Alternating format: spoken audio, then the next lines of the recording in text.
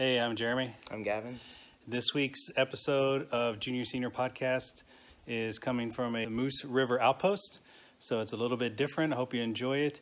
It is just gorgeous here, and so take a look at this little video to kind of show you our journey and our the weekend here at Moose River Outpost in Jackman, Maine.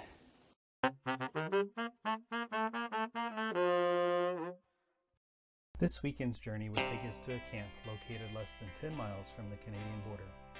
We would travel through Waterville, an urban town with a Walmart and Starbucks, then on through Skowhegan. After Skowhegan is the Abyss. We would eventually pass through the small town of Moscow. Not long after the Moscow Town Hall, we would see a giant Trump sign. Coincidence?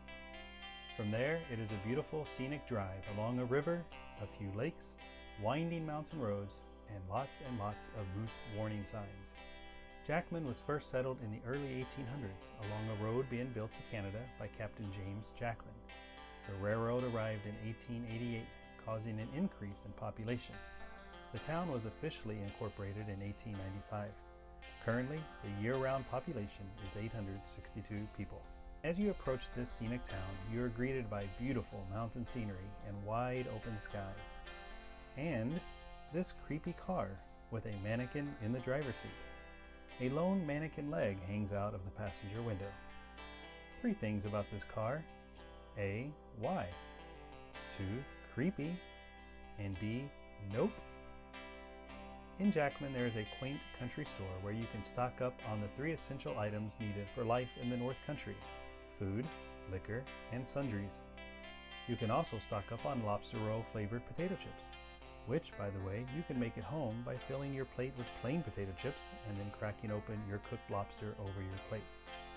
Fun fact, this store places a Canadian flag outside when they have a fresh supply of Canadian bacon.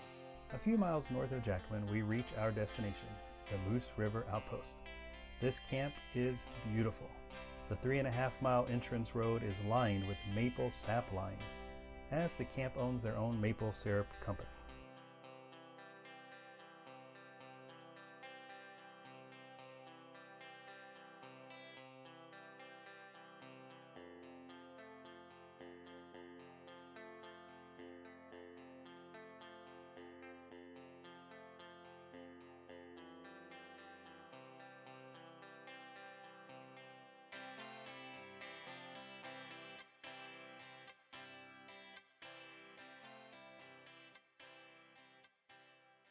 I'm Jeremy. I'm Gavin. We are in a canoe. We have almost tipped the canoe about 5 times trying to readjust for a better shot. And I do not want to lose my phone or my microphones or my tripod. Or my phone. Or my watch or my son, I guess, even into the lake. All right, so we are at, what's it called? Moosehead Junction. Right? Moose River Junction. What's it called? Gavin? Moose River Lodge. Moose River Lodge. Okay, sounds maybe right. We're here for the weekend, north of Jackman, Maine, almost to Canada, just a few miles from Canada. And we're here on the lake. It is an awesome camp, and out here in the middle of the lake. And I'll show you some pictures of the lake, edit those in. But I want you to look real quick. Behind us, sort of. Where is that? Is that it? Yeah, right there. See that mountain back there? That is Bald Mountain. And we are going to climb that mountain. At least we're going to attempt it. Looks high. It does look high. And we're going to do that. We're going to actually do part of the podcast from that mountain. I hope you can hear me, because I'm trying not to talk too loud because water carries on the lake. But this is a beautiful place. And so notice we have our personal flotation devices on, little PFD going there for all you boaters. Make sure you're safe when you're out on the boat, and wear that. I should have put one on my phone just in case. But here we are. It is gorgeous, and we appreciate all of you guys watching. So here's what we're going to do. We're going to talk for a few minutes about dealing with a major event in life. And primarily, I'm thinking, of course, in our family situation, it was a cross-country move, moving from a place that was home to us to someplace across the country where it snows a lot. And so, but, you know, in comparison to probably what a lot of you have gone through or are going through, obviously a move pales in comparison. But I will tell you this, when we first moved to Alabama, it didn't seem like that big of a deal. I'm getting eaten alive by horsefly, just so everybody knows. I know you'll feel sorry for me. And so it didn't seem like that big of a move. We had Gavin, and he was 3, and that was it. He doesn't remember anything about, you know, where we lived before Alabama. And anyways, so, but then when we moved to Maine, he had just finished his freshman year of high school. And then of course we had the other 3 boys, and I mean, so this was lifelong friends, a place that we always thought that we would be at. And so it was difficult, I think, probably for them more than for us. And for us, I mean, it was basically starting over, you know, selling our house that we loved. And again, I know a lot of you have moved. I know we've got friends that are in the military and moved quite a bit, moved across the world. And we appreciate, you know, your sacrifice for that. But it's a, you know, it's a tough thing. So Gavin, it started us off, I guess, maybe just, I'm not saying that you're completely even adjusted to it or even over it, and I know you still miss everything and miss everybody. But I mean, what were some of the things, like when you first found out, what were some of the things that maybe went through your head?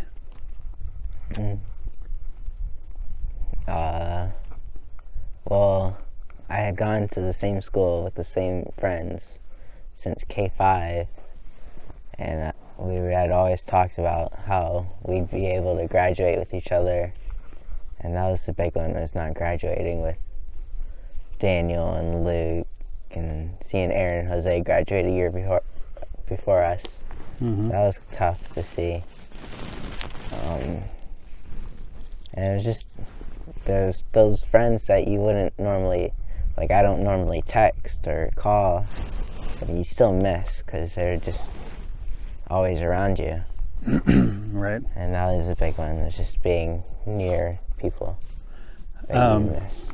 What was something, again, I know that there's probably still a lot that you deal with it, but what was probably the most important thing that helped you adjust to a new life, a new start? Probably school. Meeting new friends, more people, to learn how to do a new way of school. Right. It's different, obviously. Yeah. What are some of the, this might be too personal of a question, but maybe what are some of the things that a year later that you still kind of think about or maybe even deal with, and still basically the same kind of thing, just graduating and stuff like that? Or yeah, and going to different friends' houses, and I don't get to go with Guy on Sunday afternoons anymore. Right. I miss that. No a lot. more free lunches. Yeah. I shouldn't say that because you still get a free lunch every day of your life. But to me, I kind of feel like the thing that was the most important to help, your mom and I both feel like the same thing, like school was a big thing for you guys, and getting into that routine of school and all that, and sports, but I kind of feel like that I feel like our family is pretty close. Mm-hmm. I feel like that was a big thing. Yeah. Almost, your mom is very good at making things an adventure. Mm-hmm. And so, I mean, we did a lot of winter activities and sledding and things like that, freezing to death and nearly and all that. But we've done a lot of hikes. We've done a lot of, I mean, there's even we get a lot of comments from people who live in Maine that say, man, you guys have done more in Maine than we have, and we've lived here our whole lives. And I think that was, a lot of that was intentional. Of course, your mom and I, we love hiking and things like that anyways.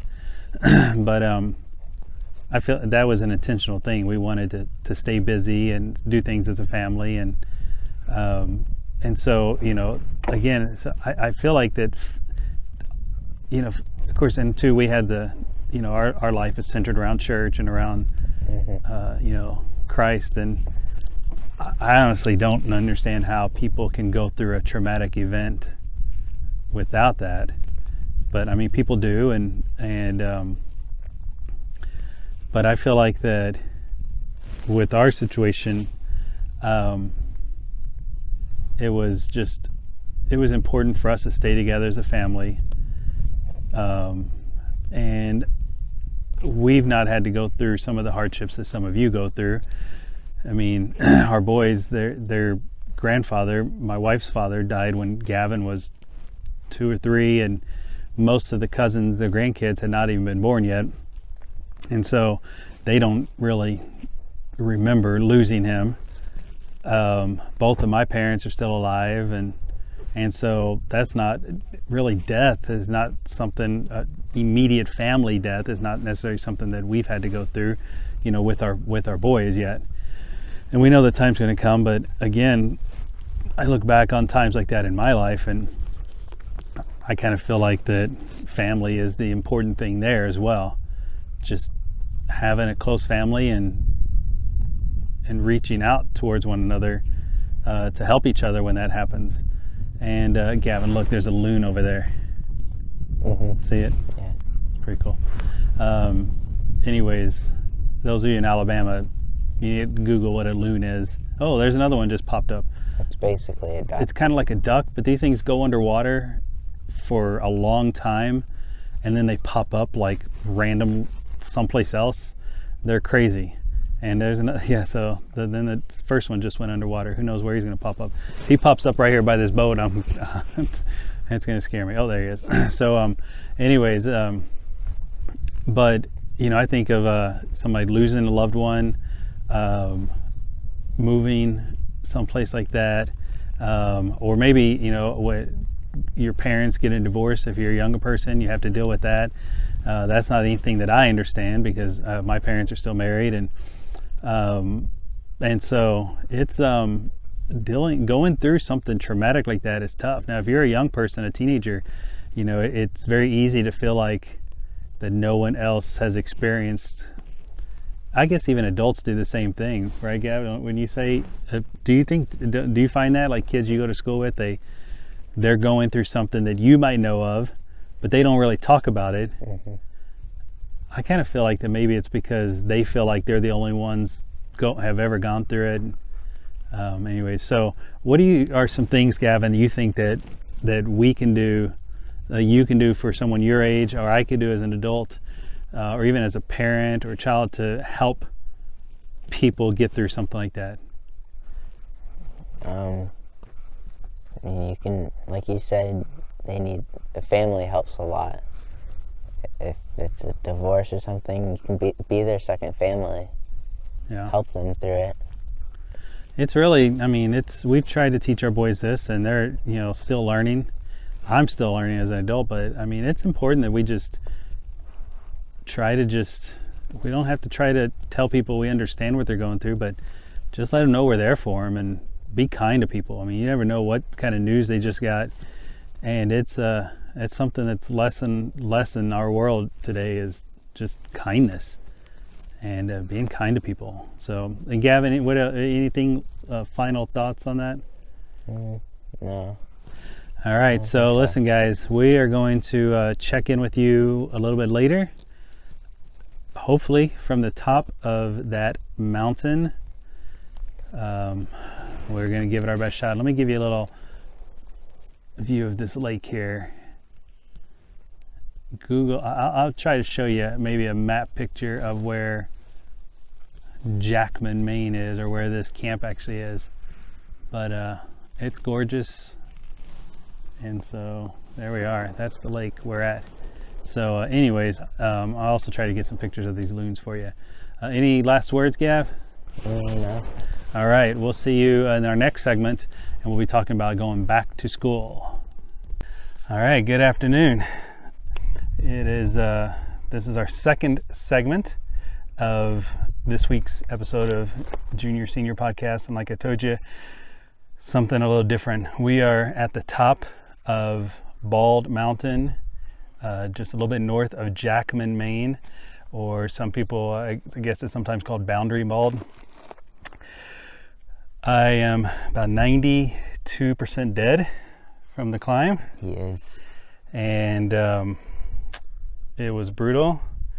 Gavin thinks that I was hallucinating, but I am almost positive that I saw Mr. T on a unicorn back down the hill a little bit. I think that's part of the journey, but I didn't think we'd get all the way up here because of you, but we did somehow. Yeah, well, if you look over my left shoulder, you see that lake. That is the lake that our first segment was filmed on. And so we're overlooking the camp that we've been at for a couple of days, and I will say is gorgeous. Just on that side, which I'll cut to a couple pictures and video, you can see is Canada. We got a couple of texts that said, "Welcome to Canada." Yeah, in fact, I'll throw that screenshot up there for you guys to see. And all of a sudden we're normally Sprint, and all of a sudden we were getting Rogers cell service. 4 bars of Rogers. And then a text that said, "Welcome to Canada A." I didn't know there's, no, I didn't say that, but I didn't know their cell services said A. But anyways, man, it was a great day. We left our sack lunches in the truck. You left it. Well, you didn't remind me. Yeah, so I'm kind of hungry. And now we got to start our journey down the mountain. So I have 8% of my life yet left in reserve to go back down. But anyways, for this segment, we wanted to talk about back to school coming up. Of course, those of you, our friends in Alabama, are already back to school. Up here in southern Canada, or otherwise known as Maine, we start back towards the end of August. And by the way, you should see we're going to say it was bear poop on the way up. A lot of it. Like polar bear. I'm pretty sure it was polar bear. Like a 12-foot tall polar bear poop. I don't know. But I'll show you a picture of it. Don't anybody message us and tell us it's like a raccoon or something. I'll be really disappointed, because I'm pretty sure it was a giant bear along here someplace. We haven't seen him yet though, but it's beautiful, and it is gorgeous up here, you can see. So anyways, going back to school, so I wanted to bring up a couple things about school, and I guess I wanted to ask you a couple questions as the student in the group, Gavin. And so do you have someone, I know you're getting ready to start 11th grade, Mm-hmm. so in your first years of school, you don't have to say who it is, but do you have a teacher that you would consider your favorite teacher? Yeah. We'll put it this way, okay, a Yeah. favorite, but then what about one that you would consider your best teacher? It could be different than your favorite teacher, like your best teacher. I have a favorite and a separate? best, yeah. Okay. What about, well, let's start with the favorite. Both in elementary school. I never taught you in elementary school. Well, no, okay, but... Nope, too late now. We'll strike that from the edit. What about your favorite teacher? What characteristic or whatever quality made them your favorite teacher? If I say the characteristics, then it'll be basically saying who it was. So like just fun kind of thing? Funny, or that didn't really do anything? No. Well, I mean, no. Okay. No, it wasn't. Someone who didn't do, okay, not that teacher. Okay. I'm puzzled now if we give it away. You don't have to say it, but so. I mean, I could. No, that's fine. I'll say it. Okay, go ahead. It was because it was her first year teaching. So that was a hint. So it's a her. It was a her. And she was just like nice the whole year. Her first year teaching my class. So Miss Coates? Yeah. Okay. All right. Sorry to disappoint those of you other teachers that were Gavin's teachers, but including myself. But So Mrs. Coates wins for favorite teacher. So, okay, but so that doesn't necessarily mean that she was not a good teacher, just because you would not consider her your best teacher. Mm-hmm. But what kind of quality did you think of as far as your best teacher? Like as far as that taught you the most, I guess. But you don't have to say who it was. Just what about them? I would say he taught us the most. So I mean, like what, like, it doesn't just have to be school subjects. It could be anything. It could be just the way they carry themselves, or their work ethic, or their, how much they cared for. Just is there something that stood out? It was like there was never a day where we just like, let's just take a day off. It was always, let's get through this. Let's learn. And so do you feel like that you appreciate that more now as going into a junior year than you did, say, maybe in your junior high years? Like, I found in my experience of teaching, like I've subbed in some younger elementary classes. I've never done an entire year of elementary, and most of them, a lot are they take their schoolwork pretty serious. Then you hit, from my experience, you hit 6th and 7th and 8th grade, and they just are not human anymore for 3 years. I don't know what they are. Then 9th and 10th, they're a whole different animal. They're junior hires who think they're better than junior hires. Mm-hmm. And then in my experience, once you hit like 11th to 12th, then you kind of start, primarily students are like, oh, I need to get with it. I don't know, that's kind of my experience. Like they tend to take it a little bit more serious. And I feel like I hit that stage last year, in my 10th grade year. So I feel like, okay, I should probably start learning this. While you were the second half of 10th grade, second semester. Okay. So while you were in school, though, did you appreciate teachers that were not mean but strict? Did you ever have an appreciation for that while you were a student, like younger days? No? Mm-mm. I feel like for me, like my favorite teacher that I had growing up was Mrs. Beasley, and I would consider her strict, and I would say that probably a lot of the students at the time would not have considered her their favorite teacher at all. Mm-hmm. And maybe they do or don't now, I don't know, but my guess is the older they get, the more they can kind of appreciate. She was firm and strict and kind of tried to keep everybody on the right track. And I enjoyed that. I personally, of course, I was kind of, a little bit of nerdy. Mm-hmm. To a point. I was a cool nerd. The stories you tell don't make it sound like that. Pardon me for coughing in your ears. So,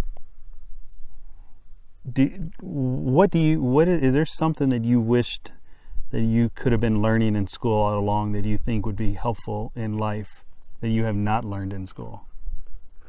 Like a subject? A subject, or even just how to do something. I mean, just, it doesn't even have to be a normal school subject. It could be anything that just to, ideally school is to prepare you for life. Yeah. I hope the wind is not messing with these microphones. But I doubt it. Well, I know it's been taught, but like only been like once or twice, and I wasn't listening through it, most likely. But like finances and stuff, which I know. I think actually you'll have that this year. Juniors and seniors will have that. No, I agree. That's something that definitely is not taught. Like when people talk about it, I'm like, I had no idea what they're talking about.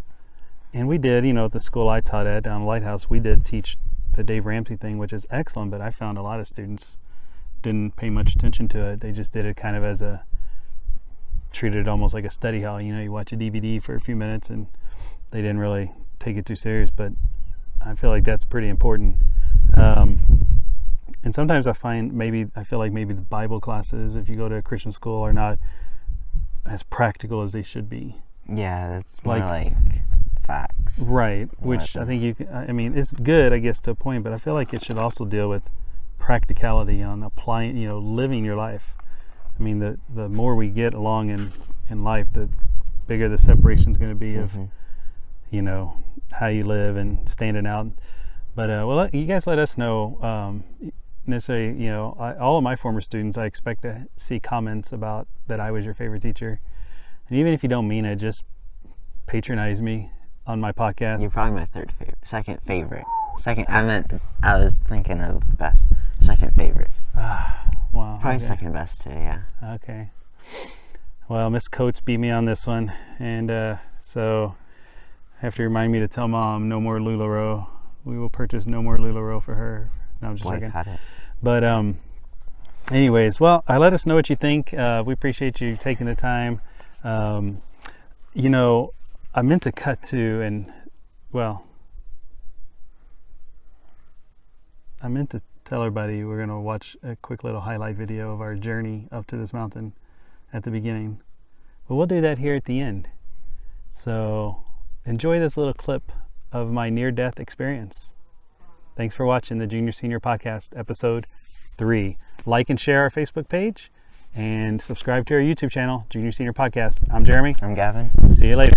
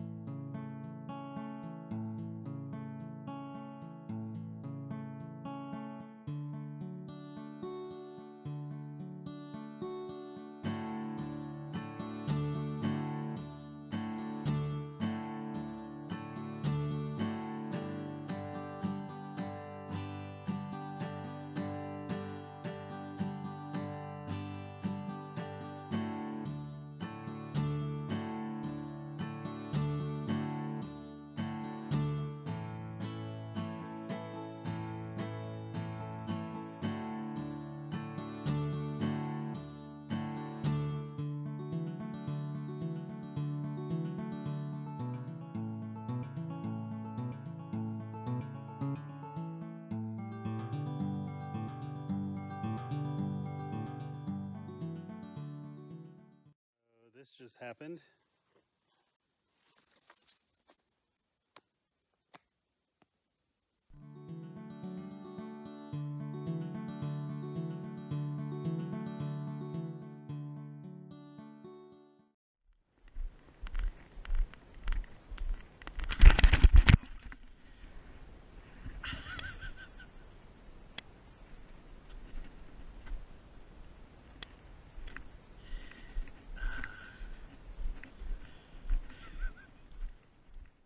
Hey everybody, it's the senior here from the Junior Senior Podcast. So I am dying, and from my climb that I am not sure how anybody ever does, ever. And what's Junior doing? He's off playing basketball. So I'm just in my cabin, alone, getting ready to pass out. And so this may be the last time anybody hears from me. It is a very difficult climb for an old man like me. Just being honest with you. So, how many years was it when you climbed Bald Mountain? Oh, that's how many years ago was it? 3 years ago. How old were you when you climbed it? I was 66 when I climbed the mountain. Awesome. That's all I was asking. Thank you. You're very welcome.